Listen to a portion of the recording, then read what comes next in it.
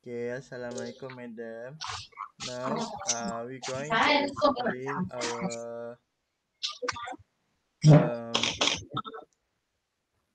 our data dictionary, algorithm with module, and flowchart with module. For the data dictionary, for field name, code number, the type is integer, the size is 1. So the number of code is being booked by the user lah there. For example, 1 or 2 or 3.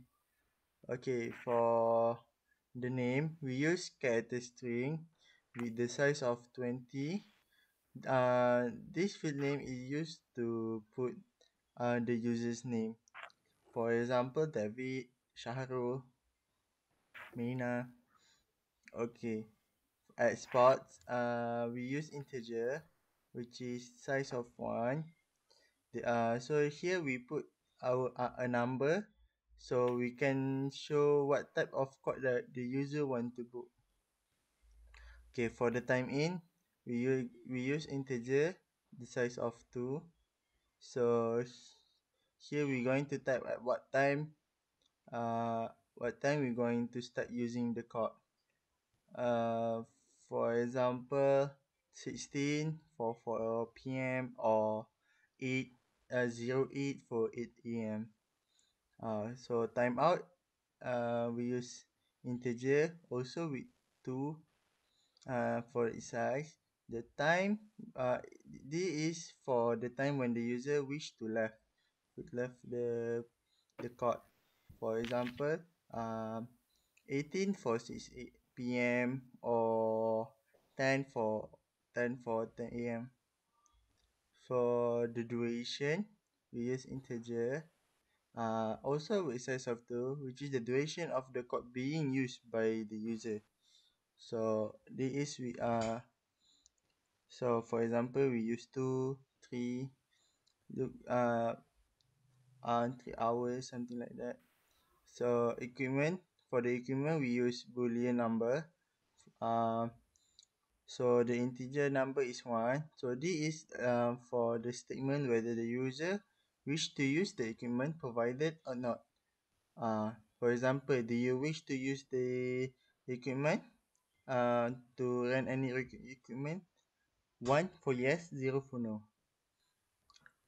So equipment quantity, we use integer, the size of 2, and the quantity of the equipment that the user want. This is to show the quantity of the equipment that the user want to use. So for example, if the equipment is already been said yes, so how much equipment do you want to rent? So 0 for none, 1 for 1 equipment, 2 for 2 equipment.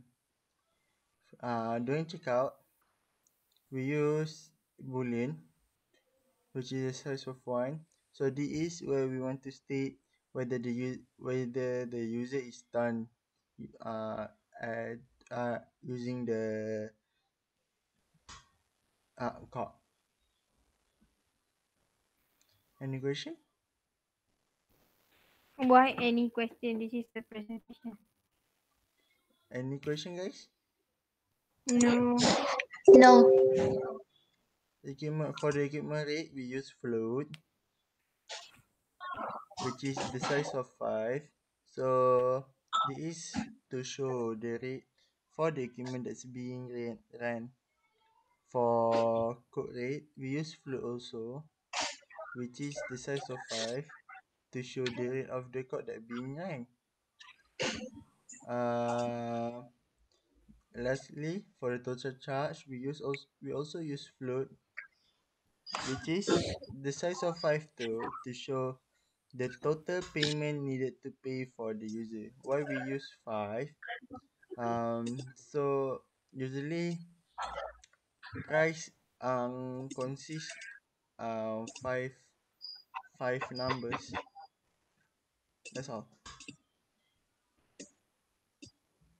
Okay. Okay. Next is algorithm with module. Uh, in the algorithm with module is we how do I say we have process read, process calculation, and process print. In process calculation, we have duration, equipment charge, code charge, and total charge. And we have shown that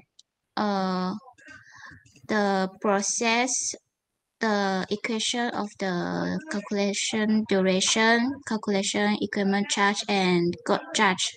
And then we will exit each of the part. Then for the calculation total charge, we have shown the process of the algorithm, that is we have shown the code rate and the equipment rate. So the user will choose which spot they want, and then we will calculate the total charge and we will exit. Then after we exit, we will print out all the information to the user. That's all.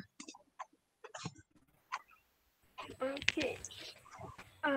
For the flowchart with module, this program, as Mina said before, this system would be in 3 modules. You will have 3 modules, which is the read, calculation, and print.